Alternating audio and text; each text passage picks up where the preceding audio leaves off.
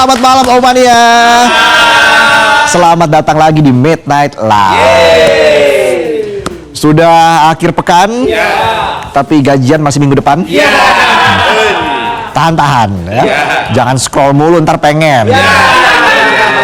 Dikit-dikit masukin keranjang. Giliran check out kejang-kejang. Balik lagi utang-utang. Hidup tanpa tagihan seperti hidup tanpa tantangan. Prinsip penonton banget. Prinsipnya memang out of the box. Out semua, nggak ada boxnya. Langsung aja kita mulai. Inilah Midnight Live.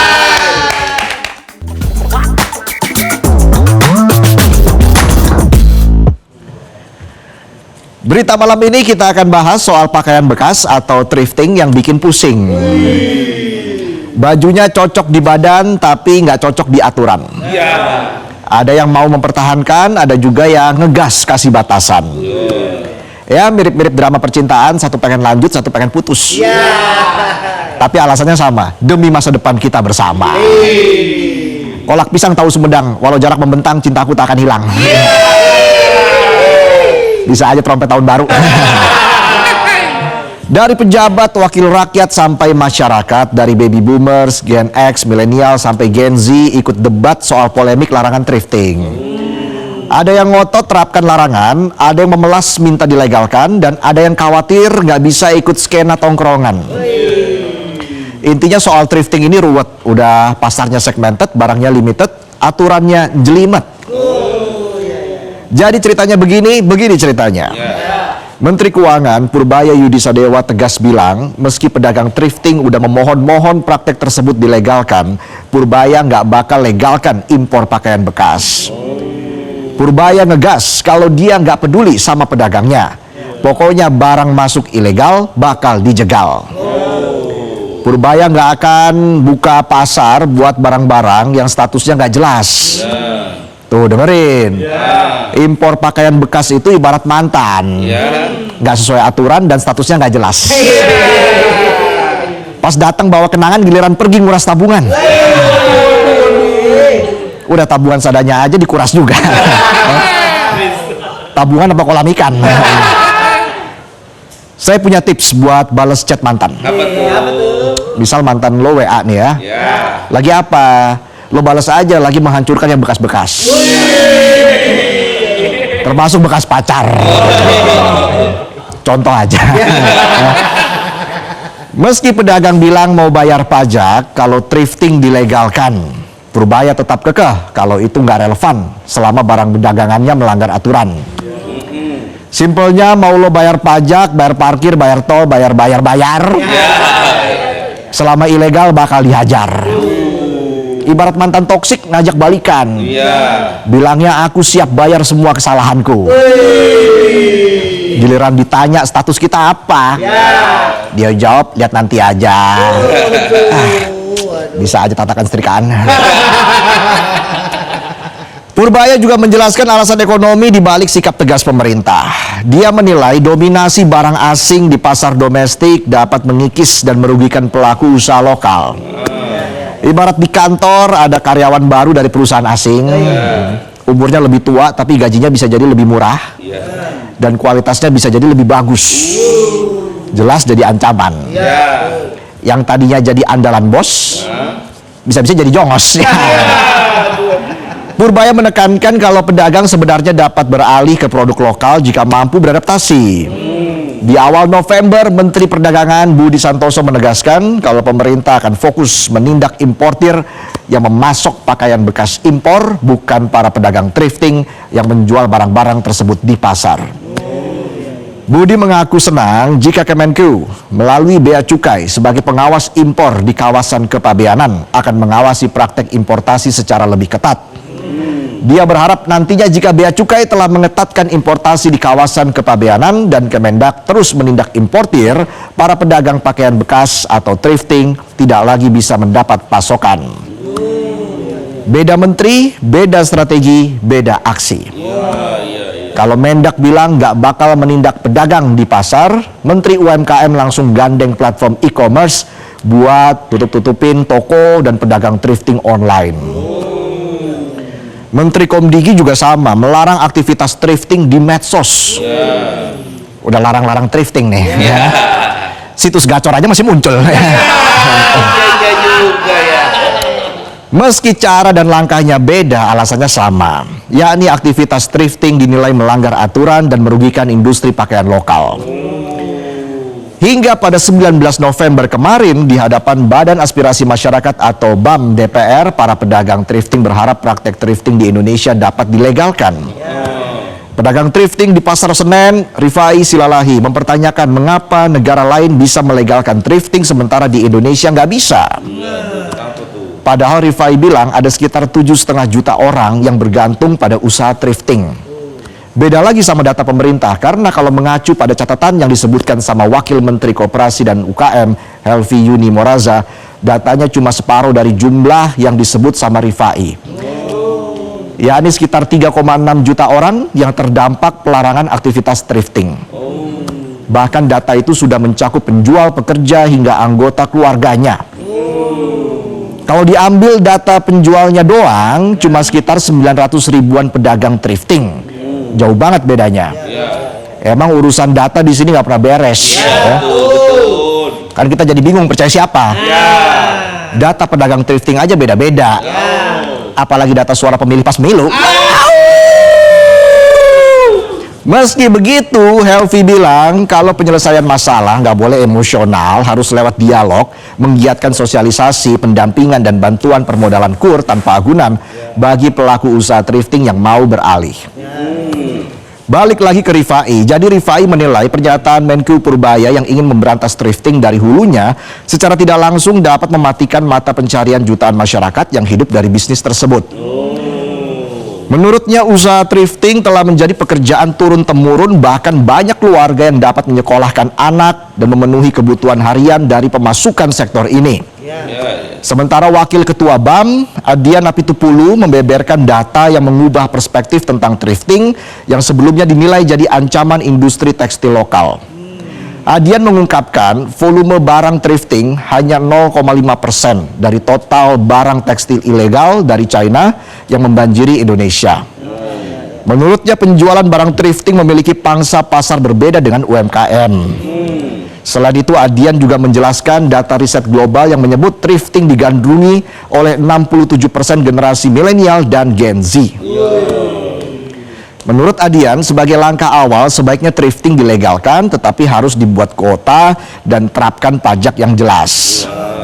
Kalau Adian udah keras menolak larangan thrifting, kawan satu partainya, Pramono Anung, yang juga Gubernur Jakarta, justru mendukung larangan thrifting. Pramono bilang siap mendukung pemerintah pusat, kasih pendampingan juga siap. Bahkan nanti ada operasi pembersihan thrifting, Jakarta siap bantu bersihin. Pokoknya apa kata pusat, Jakarta siap. Coba Abu Tor monitor ketua. Anggota mau lapor ketua. Kondisi lagi gacor ketua. Skakmat selesai main catur. Tapi Pramono punya alasan. Dia bilang thrifting merugikan usaha grosir di pasar Tanah Abang, Senen, dan sebagainya. Jadinya Jakarta setuju-setuju aja thrifting dilarang. Tapi siyakin apa pakaian grosir di Tanah Abang, di Senen, dan pasar-pasar lainnya itu hasil UMKM Indonesia? Sudah dicek belum? Made in mana? Jangan-jangan made in UMKM China. Urusan baju aja memang ribet banget ya.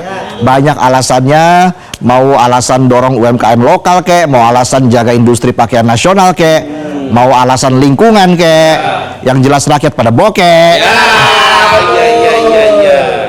Ngangger, bokek. Beli pakaian nggak peduli mau bekas, nggak peduli mau made in mana, asal cocok, pantas dipakai, dan yang penting murah. Upah cuma segitu-gitunya, janganlah urusan pakaian aja dibuat susah.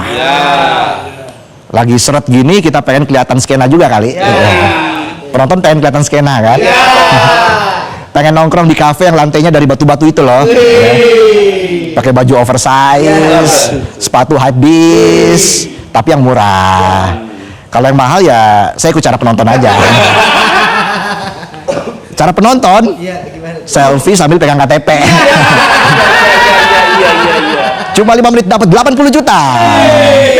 Pinjol lagi. Dan kalau dengan barang UMKM lokal bisa lebih murah, kualitasnya bagus dan bisa ikutin tren, ya kita dukung. Gak cuma soal harga yang murah, barang fashion thrifting juga ada yang mahal. Tapi kenapa banyak peminatnya? Buat bapak-bapak generasi boomers dan om-om Gen X yang ribut soal thrifting, gini-gini, ada pandangan baru. Memang dulu barang bekas atau pakaian bekas itu pilihan terakhir. Tapi sekarang itu udah beda zaman. Simpelnya gini, pakaian baru kadang lebih murah dari pakaian bekas atau thrifting. Tapi banyak juga loh milenial dan Gen Z justru memilih beli pakaian bekas atau thrifting yang harganya justru lebih mahal.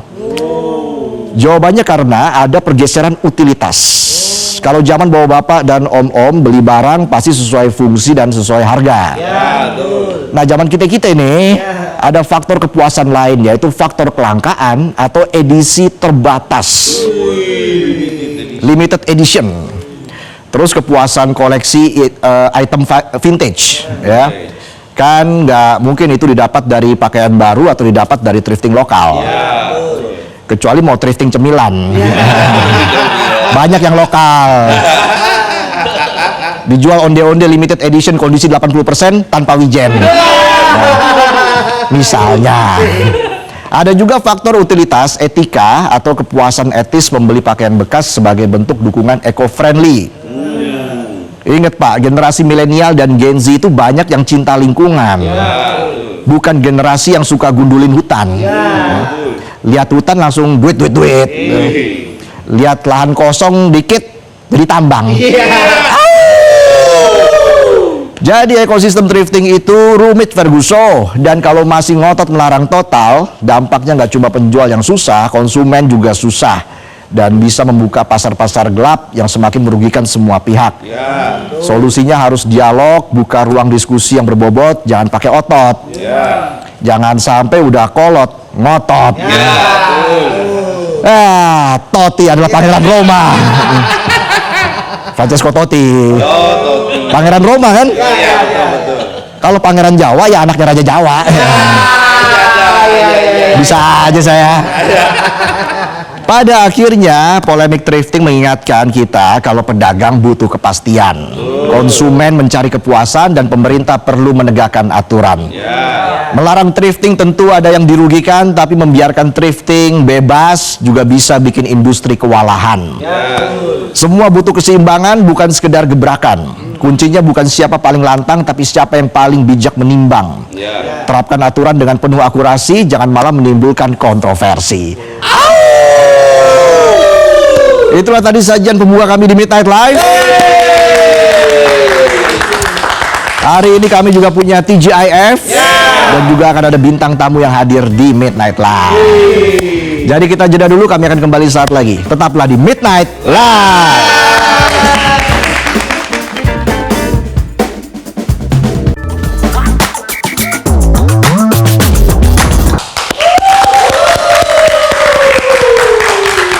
Kembali lagi di Midnight Live. Seperti biasa karena ini hari Jumat, kita punya TGIF. Dan seperti biasa kita lihat Otong jalan-jalan lagi. Ini dia TGIF.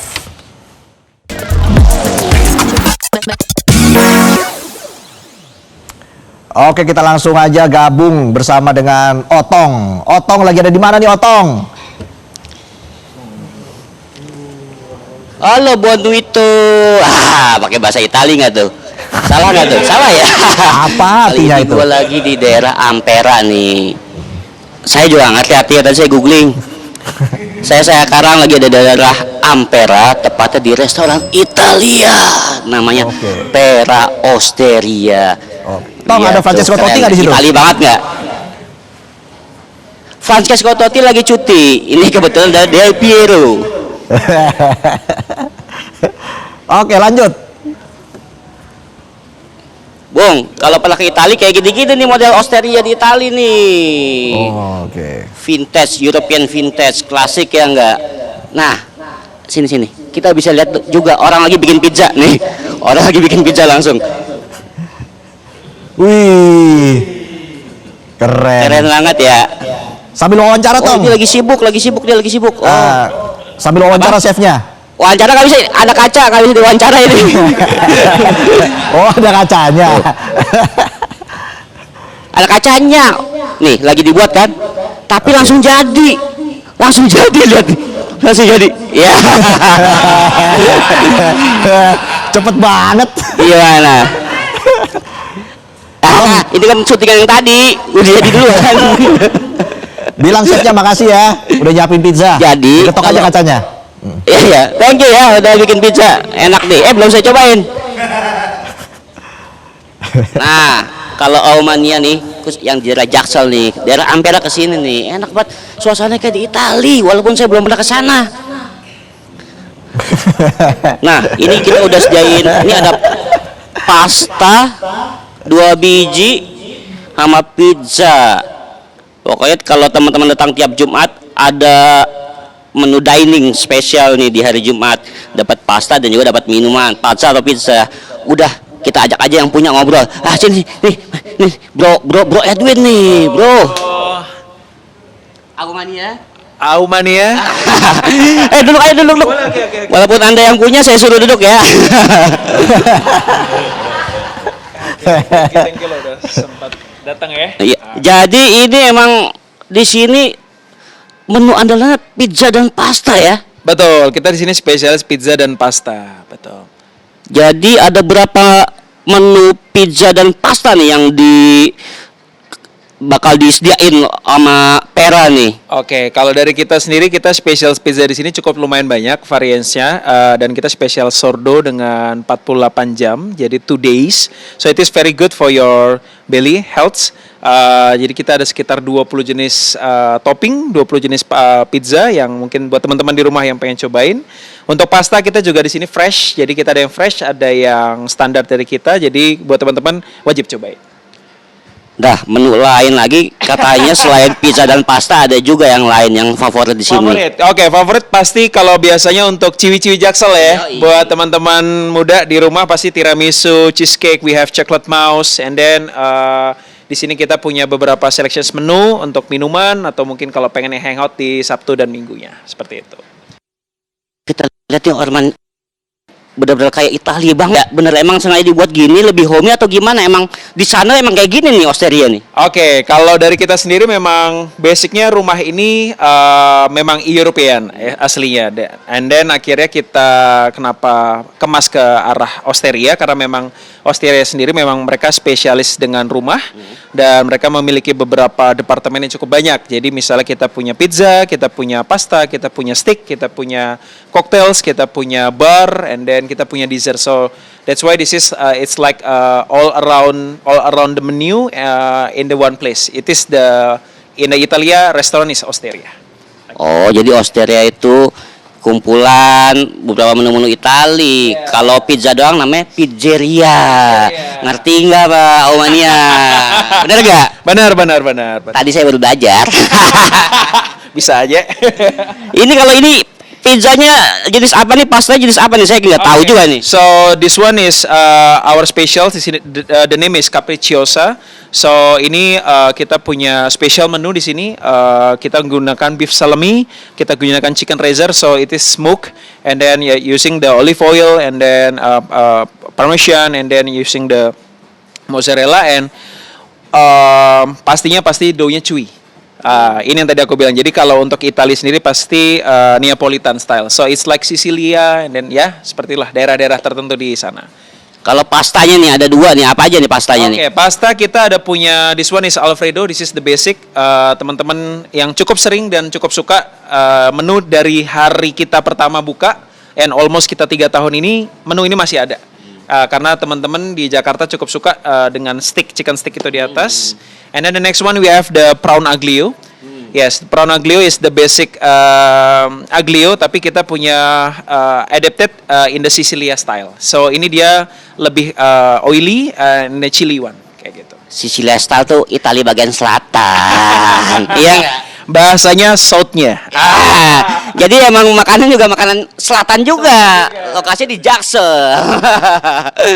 So, ini kalau Jumat nih. Ini kan TGIF. Oke. Apa yang spesial di hari Jumat biasanya orang-orang pada kesini? Oke, kita punya program di Pera. Setiap Jumat kita punya namanya Italo Dining. So, buat teman-teman di rumah yang pengen pacaran, pengen ngerayain bareng sama teman-temannya, couple, if you have teman-teman kantor, kita punya program. Biasanya kalau dinner kan jam 7 sampai jam 9. Mostly people come because the Italo Dining is very Italy. Oh iya. Ya, setiap hari Jumat kita punya menu-menu spesial buat teman-teman yang pengen ngerasain Italia styles. And with this all the menu. Jadi ini meskipun di daerah Ampera, cuman nggak di jalan rayanya Ampera, nih agak masuk ke dalam lagi nih kayak hidden gem ini. Hidden gem. Ini kenapa ada pilihnya masa masuk ke dalam jadi hidden gem nih? Hidden treasure, hidden gem for you yang nggak biasa-biasa aja. Wah, buat Aomania nih cocok buat hangout, nggak cuman Jumat malam ya. Tong, Tiap tong. hari juga bisa. Itu juga seru banget. Kita punya program juga brunch and dine. So itu program biasa Tom. dari siang orang brunch dulu, and then dining, and then have a DJ set. Kenapa Bung? Kenapa Bung? What do you think about the food? The food I wanna try it first. You Pilih try yang mana, lah. pizza apa pasta yang saya cobain nih? Can you try?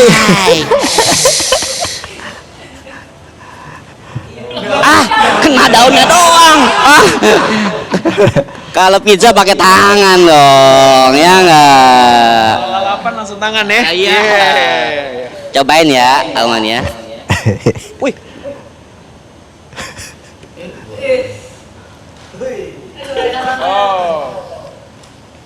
How's the food? How about the taste one? The food is comfortable. enak. Sofa kali comfortable. Beda lah sama pizza yang biasa saya makan ya. Gimana? Emangnya sofa comfortable? Iya, comfort food nih enak, cocok buat Jumat malam nggak biar nggak terlalu kenyang. Ini cocoknya rame-rame sebenarnya. Ntar kita bagi dua aja ya. Boleh. Saya bagi dua yang punya biar nggak dibayar, biar dia dibayarin. Tong, pakai dulu tuh earpiece-nya. Apa lagi yang mau dicobain? Apa? Boleh kita cobain this one. This one is Pasta nih katanya favorit yang ini nih. Apa namanya? Alfredo. Alfredo itu. It is buat teman-teman yang nggak terlalu suka carbonara yang terlalu heavy. Mm-mm. So this is one is the light one, and we are using the fettuccine one. Oh, pakai fettuccine nih ya, pastanya ada, ya. dan kita masih ada sayurnya juga. Jadi kan kadang orang pengen veggie banget, tapi ini kita twist Creamy nih. creamy, tapi light creamy.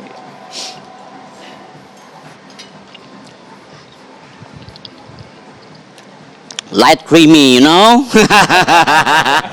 enak. Thank you. Emang favoritnya ini ya? Favorite, one of the favorite.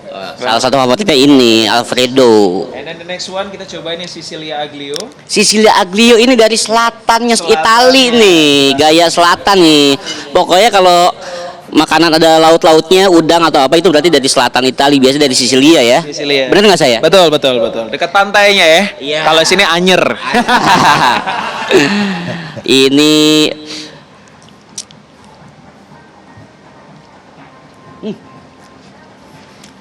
Jadi dia lebih Wah, enak banget, herbsy. jadi lapar saya. Jadi kita using herbs. Ada 4 herbs. Gue nggak mungkin sebut ya. Tapi intinya 4 herbs ini yang one of Sicilia banget teh. Seperti itu. ada rempahnya enak loh kayaknya. Herbs itu apa sih? Herbs itu rempah. Rempah bener saya ya. Dibohongin nggak percaya. What do you think about the nih? drink? The what? The drink yang green itu loh. Oh ini minuman, ini mocktail nih sebenarnya ya. Ini mocktail. Emang ini kalau kita beli pasta dapat mocktail gratis paketnya di hari Jumat ya. Saya cobain ya. Silakan. Menyegarkan sekali nih, jadi semangat untuk pulang.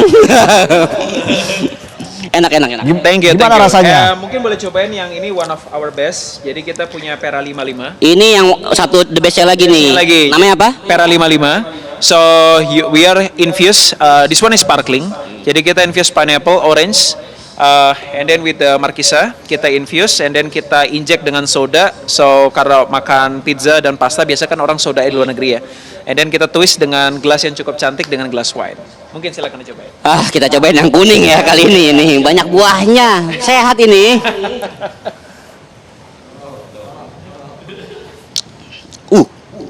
Markis saya kerasa, jeruknya juga kerasa ya. Ada jeruknya nggak sih? Ada jeruk-jeruknya. Benar saya.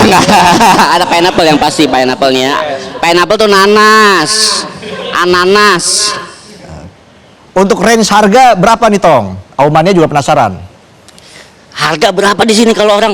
Saya kalau bawa istri, Oke. kira-kira habis berapa tuh dalam sekali makan tuh? Oke, so kenapa kita bikin Osteria? So one of the things adalah karena Osteria mostly in the Jabodetabek, menurut kami it's cukup expensive, and then our target market itu kebanyakan lebih ke arah anak muda. So that's why untuk kira-kira couple untuk makan berdua kurang lebih dengan pasta, pizza dengan minum it's about 250 lah. Oh, masih terjangkau sama orang ya, sama saya. Bayarin saya ya. Di belakang aja ya. No, 2,5 bawa bini, anak juga bisa nikmatin. Aman lah. Kira-kira yang bisa dibungkus buat penonton yang mana nih? Yang dibungkus buat penonton nih kebetulan, sorry maaf ya, penonton minta bungkus. Aman. Ini tisunya bisa kita bawa pulang kan ya? Tenang aja penonton di rumah, penonton studio. Ntar saya pulang saya bungkusin deh. Apa yang mau dibungkusin? Yang dibungkusin gua punya special, the name is Lagolosa. Lagolosa itu kita punya creamy and kita punya fermented smoked chicken ricer juga, tapi kita fermented dan itu one of the best kita punya. Dikasih yang the best tuh buat Lagolosa. Lagolosa. Espulso, kalau anda nggak makan espulso kartu merah. Iya. Tong, attaccante difensore. Ya. Allenatore. Latihan gitu. Gimana kesannya selama ada di restoran ini, Tong? Tadi saya masuk kayak di Italia, kayak di Turin. Ternyata di Iya. Ampera. Suasana udah kayak Italia, lebih homey. Emang di Italia Osteria itu ya emang di rumah-rumah gitu dibikin resto Osteria. Jadi kayak gini suasana lebih homey jadinya. Bener nggak? Oke. Betul. Gitu. Buat yang ceritanya. ulang tahun Sini. biasanya ada kejutan tuh. Di situ ada juga nggak? Buat yang ulang tahun datang akan ada special surprise ya.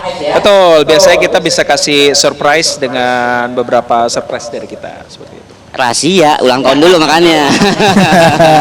Seasonal biasanya. Oke. Jadi misalnya kita hari Jumat ada apa, kita surprise seperti itu.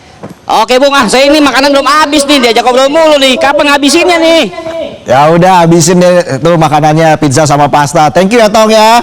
Udah berbagi di sini. Kita udah mangap semua nih. Siap, Bung Pengen Kaisar, nyobain. studio, penonton di rumah. Jangan lupa dibungkus buat penonton ya di studio. Oke, itu tadi TGIF dari Otong. Dan usai jeda kita akan hadirkan bintang tamu kita pada malam hari ini, Krisalia Rebecca. Jadi tetaplah di Midnight Live.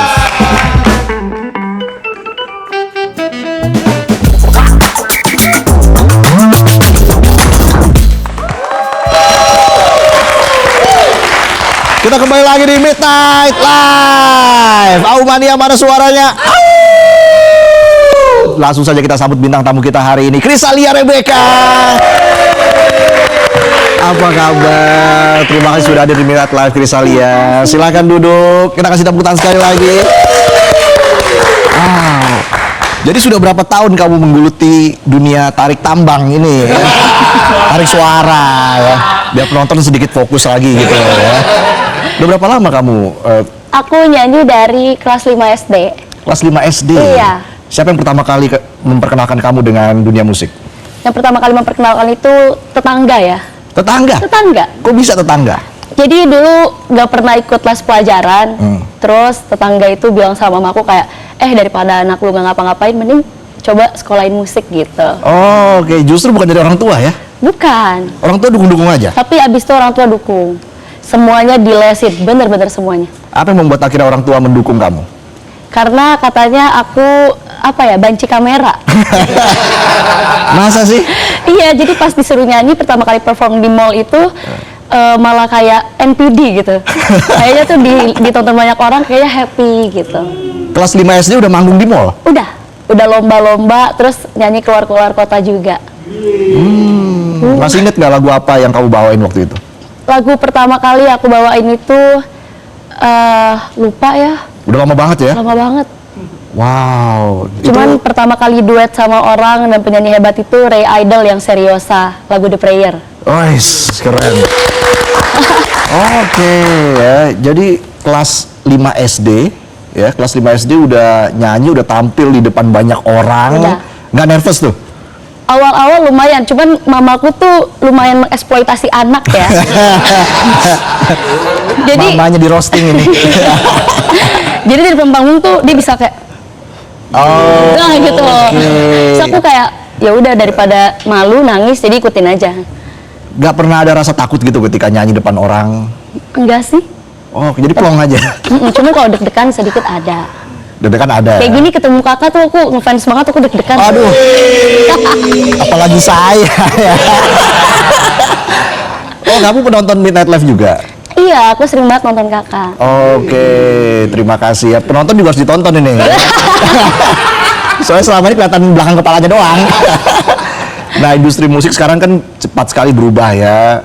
Banyak yang bilang, wah makin susah, makin kompetitif. Kamu merasakan hal itu nggak? Sangat, sangat merasa. Apa tantangan yang pernah kamu alami? Apa ya, kayak aku kan berkarya juga buat musik, membuat lagu. Tapi angka tuh jadi satu patokan, jadi ngerasanya kayak kok lagu si ini naik, lagu gua belum naik ya gitu, kayak belum banyak penikmatnya, belum terlalu banyak yang dengerin gitu. Oke. Kayak zaman sekarang kan lagi hitsnya tuh lagu-lagu galau, Oh iya, lagu percintaan. jadi kayak banyak orang yang nyemplung di kolam yang sama lah gitu. Itu tantangan banget sih.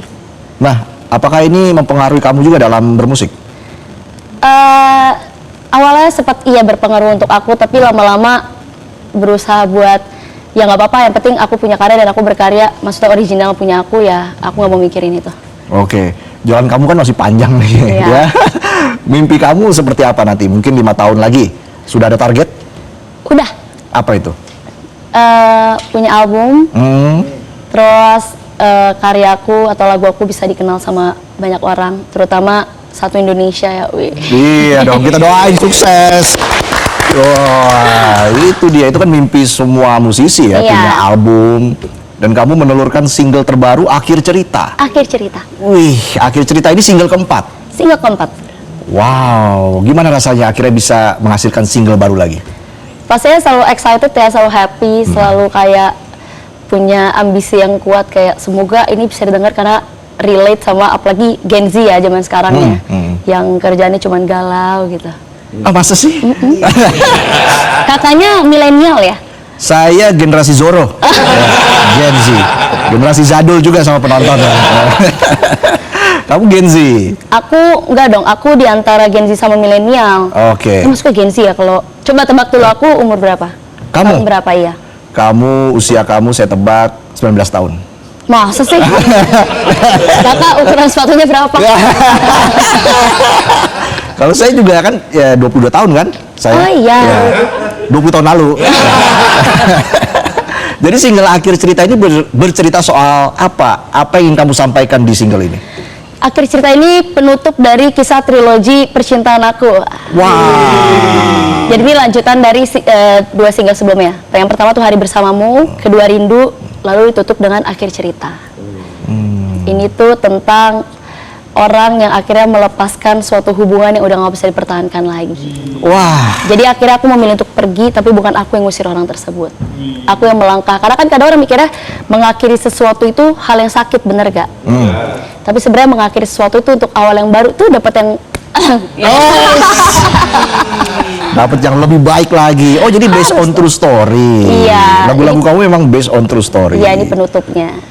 Oke, kamu sering galau ya? Dulu Sekarang? dulu dibuat nangis mulu, kalau sekarang dibuat ketawa terus. Iya dong, harus happy. Kayak penonton mau happy yang ngutang dulu ya. Jangan dong. Nah itu dia ya, akhir cerita. Jadi sesuai dengan judulnya, akhir Sesuai. cerita ya. Wah, 5 tahun lagi pengen punya album. Apalagi mimpi kamu? Albumnya tahun depan, Kak. Oh tahun depan udah Iya, keluar. dong, Wih, aduh. tahun depan udah keluar. Wah, ada berapa lagu udah ada gambarannya? Tahun depan targetnya 3 lagi lah udah jadi album. Oke, semoga sukses ya. Amin. Judul albumnya udah ada? Belum. Oke. Nanti deh.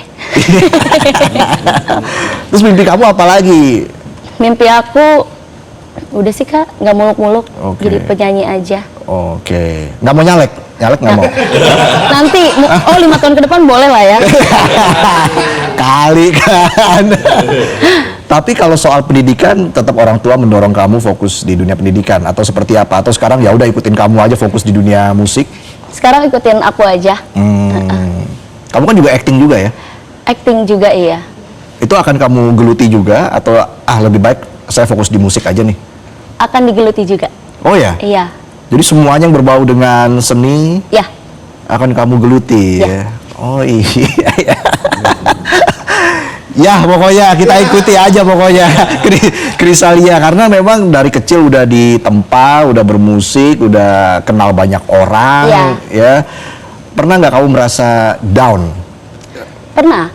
Itu di momen apa tuh kamu merasa down? Di momen apa ya, stuck kali ya, pas stuck kayak sebagai content creator juga, kadang nggak punya ide untuk bikin konten, terus pasti bersaing kalau kita kayak buka ekspor TikTok atau Yeah. sosial media lain, kayak ngelihat orang-orang bikin konten kok kreatif banget ya. Nah di saat stuck itu aku sempat vakum kayak 6 bulan deh. Oke. Aku nggak konten sama sekali. Itu kamu butuh waktu 6 bulan buat jeda. Sebenarnya nggak berasa awalnya kayak aduh gimana ya, stres sendiri. Yeah. Abis itu ternyata nggak berasa udah kayak setengah tahun baru aku kayak comeback lagi. Apa yang bikin kamu akhirnya bounce back saat itu? Ketemu sama keluarga baru label aku, Ruang Dimensi Record. Wah. Mereka kayak support aku buat ayo bisa gitu. Oke, dan akhirnya kamu bangkit dari situ. Ya.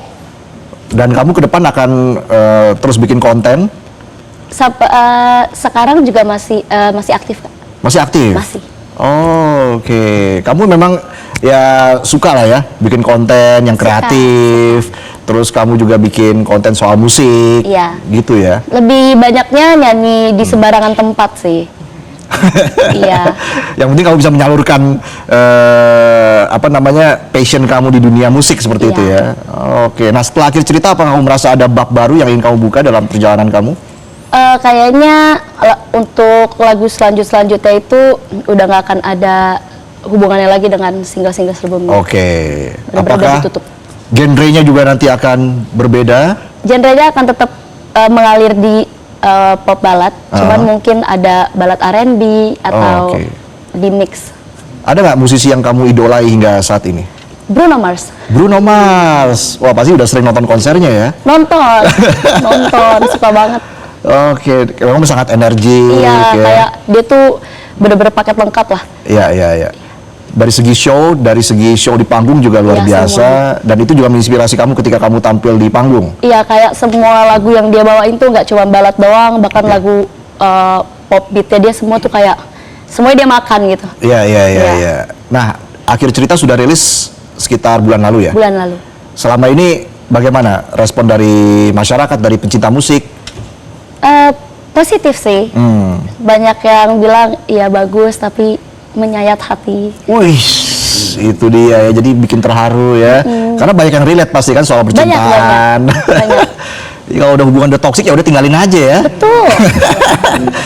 Oke, nah setelah itu apa yang menjadi target besar kamu ke depan selain bikin album? Ya tentu juga dengan banyak kreasi yang akan kamu buat lagi. Apa target atau mimpi besar kamu ke depan?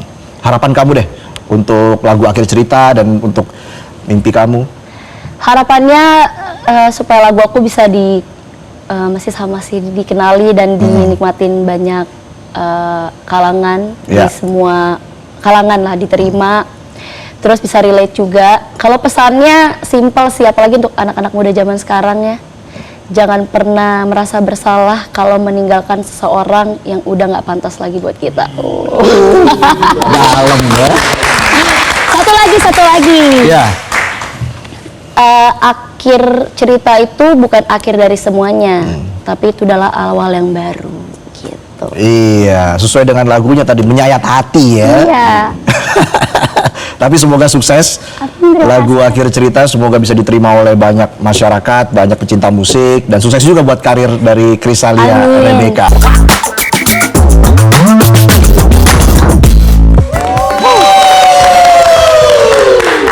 Kita kembali lagi di Midnight Live. Informasi dari dunia film, industri film kembali menunjukkan taringnya lewat 2 rilisan yang langsung menyedot perhatian, baik drama distopia maupun satir pop. Keduanya menghadirkan energi segar di awal pekan. Ini dia informasinya untuk Anda. Screening film The Voice of Hein Rajab digelar di CGV Grand Indonesia pada Jumat malam. Penonton mengikuti pemutaran untuk melihat kisah yang diangkat dari peristiwa nyata di Gaza. Screening film The Voice of Hein Rajab berlangsung dalam suasana yang tenang dan tertib. Film ini mengangkat kisah nyata seorang anak di Gaza yang menjadi korban serangan pasukan pertahanan Israel. Peristiwa tersebut memicu perhatian dunia dan menambah sorotan terhadap situasi kemanusiaan di wilayah tersebut.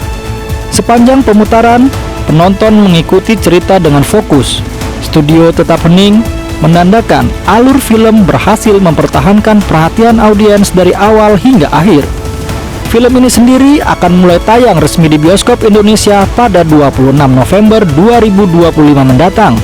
Secara keseluruhan, acara screening berjalan lancar dan memberikan kesempatan bagi penonton untuk mengenal isu kemanusiaan di Gaza secara lebih dalam, melalui cerita yang lebih personal dan dekat dengan realitas di lapangan.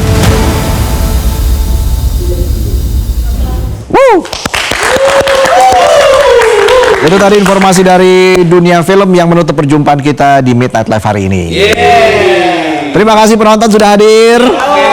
Terima kasih Aumania sudah menyaksikan Midnight Live. Kita jumpa lagi minggu depan di hari Senin, ya. 1 hari sebelum Metro TV ulang tahun. Hari Selasa juga kita punya kejutan. Ya, pokoknya setiap hari ada kejutannya lah, ya. Walaupun memang belum kita pikirkan sih. Ya udah, kita jumpa lagi minggu depan di Midnight Live. Jelajahi cara baru mendapatkan informasi. Download Metro TV Extend sekarang.